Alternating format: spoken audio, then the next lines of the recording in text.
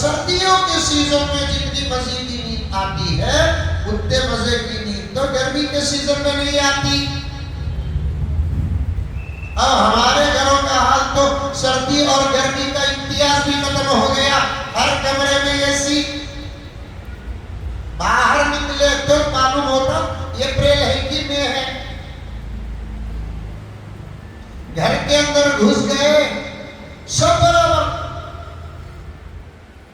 حضرت عثمان غنی رضی اللہ تعالیٰ عنہ فرماتے مجھے سردیوں کی نماز بہت پسند ہے، اس لیے کہ شیطان اور نفس سے مقابلہ کرنا پڑتا ہے، وضو کرتے ہوئے نفس تڑپتا ہے، مجھے مزہ ملتا ہے۔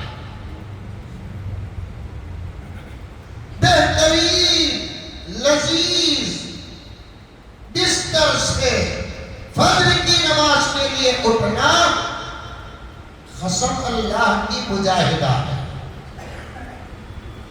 سخت سردی کا سیزن ہو، بہترین بستر ہو، اور بہترین کا کیا کیا ترجمہ ہے آپ سمجھ جائیں؟ پتر بند ہے نا آپ لوگ نہیں سمجھے وہ بھی کھول کو بولنا۔ ایسے وقت میں اگر مؤذن کی آواز آتی ہے، قسم اللہ کی کوئی بندہ اٹھتا ہے تو اس کی محبت پر سوال بھی نہیں کر سکتے، اس کی ولایت پر ڈوب بھی نہیں کر سکتے۔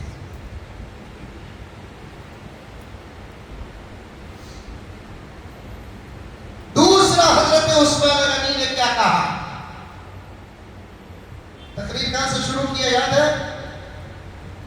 2 آیتاں مشہور قرآن پاک سے کہ میں سبحان اللہ بولے نہیں رستہ پلٹ گیا۔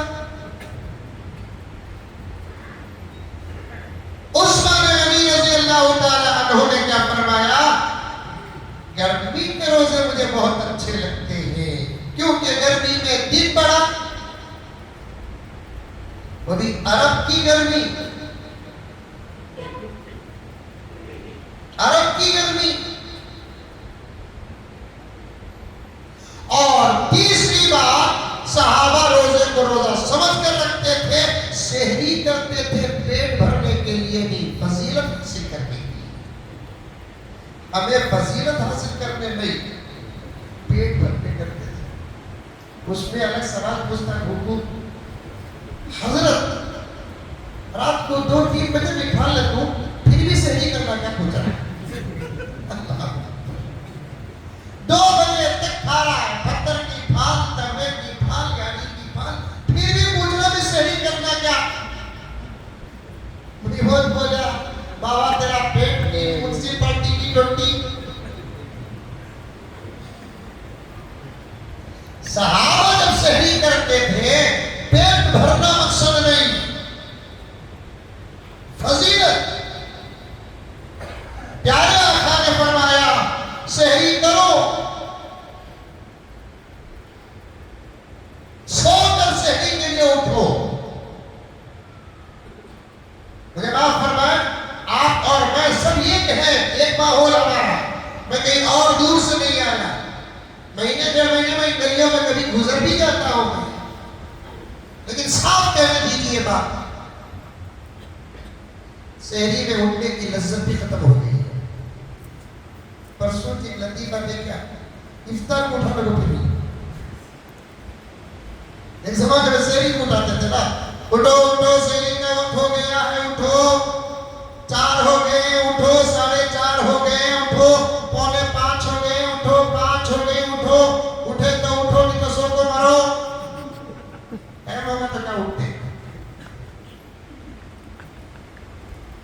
اب وہ سحری کو اٹھانے کی پریشانی بھی ختم ہو گئی، کیونکہ سحری تک جاگ رہے نا، اس کے بعد فجر پڑھ کے جو سوتے ہیں، ظہر ہماری طرف سے فرشتے پڑھ لیتے ہیں، عصر بھی ہماری طرف سے فرشتے پڑھ لیتے ہیں، مغرب تک سوتے رہتے ہیں، تو اب سحریوں کو اٹھانے والے افطاریوں کو اٹھا رہے ہیں۔ کیا روزہ؟ یہ روزہ ہے؟ اس جانور کی طرح ہو گئے ہم جس کو مالک تربیت کے لیے باندھ کر بھوکا رکھا ہے۔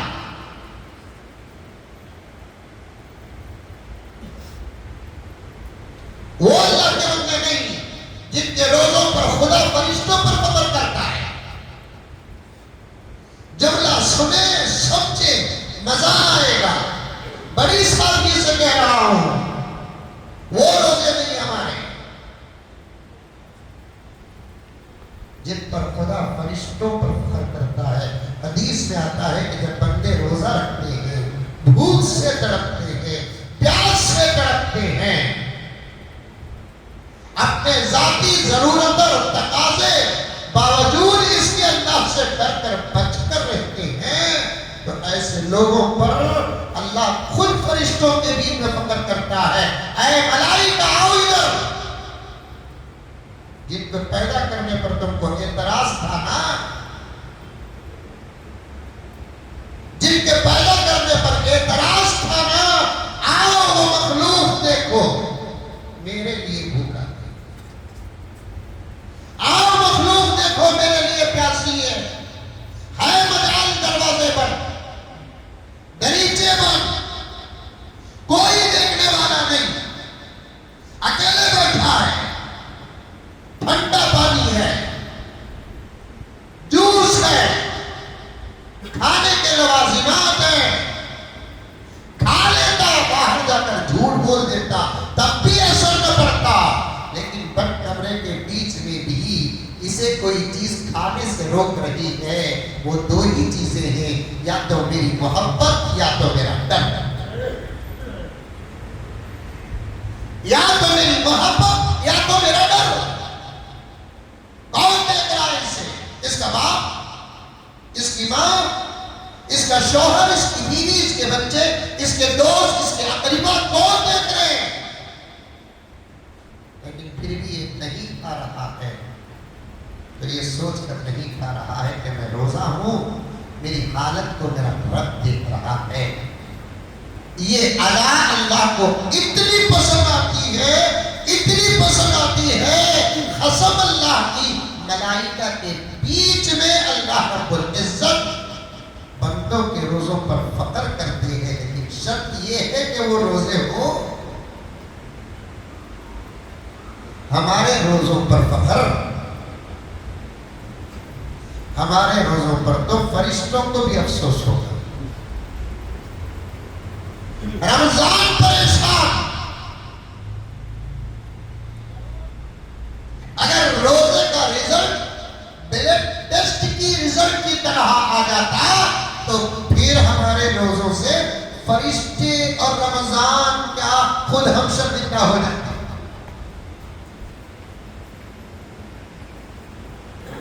تقریر نہیں, سال میں ایک مرتبہ آتے ہیں علماء, رمضان المبارک کے سپنے میں بٹھا لیتے ہیں, کچھ بات کرتے ہیں اور چندہ کر کے چلے جاتے ہیں. یہ ذہن میں ہے تو اٹھ کے چلے جاؤ, یا مجھے اٹھنے کی اجازت دو.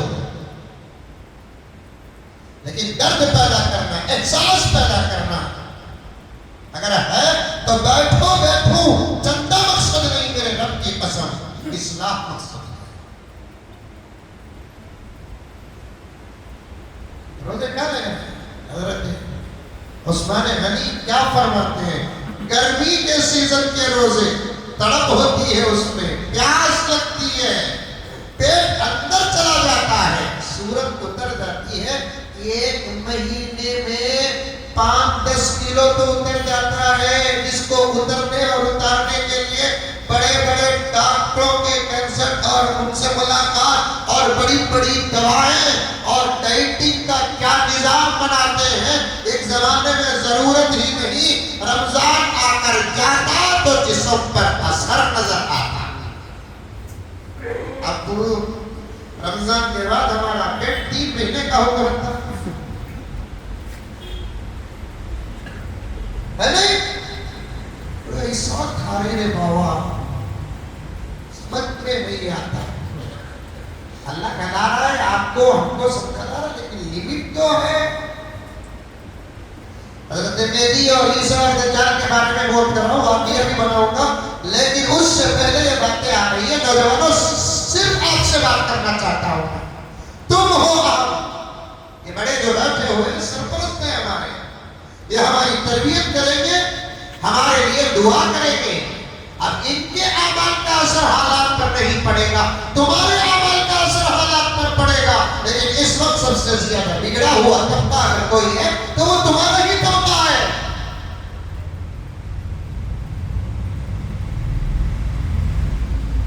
یاد رکھو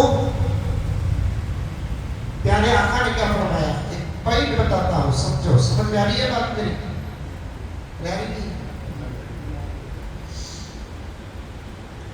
ایک مسلمان کا مذاق نہ اڑائے، حدیث میں ایک مسلمان کا مذاق نہ اڑائے، عزت کرے اس کی۔ ایک روایت میں یہاں تک آیا ہے ایک مسلمان کی عزت کرتا ہے، اللہ نے فرمایا گویا کہ اس نے میری عزت کی۔ مسلمان کو ذلیل نہیں کرنا، تاخیر نہیں کرنا، حقارت کے جملے بیان نہیں کرنا، اس کی عزت کرنا، اس کا اکرام کرنا۔ میں یہ حدیث کیوں بیان کیا؟ جب ایک انسان کی عزت کرنا ہے، اس کی بے عزتی نہیں کرنا، اس سے کئی درجے زیادہ یہ حکم ہے کہ اللہ کی دی ہوئی نعمتیں کبھی اس کے لیے عبادت کا نام بھی لگ جاتا ہے، اس کا بھی ادب کرنا، احترام کرنا۔ کھارے افطار کرتے، کھاؤ بھائی کھاؤ، کھارے کھانے کے واٹس ایپ پہ بھی پکڑ کر وائرل کر رہے ہیں، جملہ مشہور پہلے بھی اور اب بھی، مسلمانوں کا کھانے والا مہینہ ہے۔ بات تو صحیح ہے، جتنا اچھا مسلمان رمضان المبارک میں کھاتا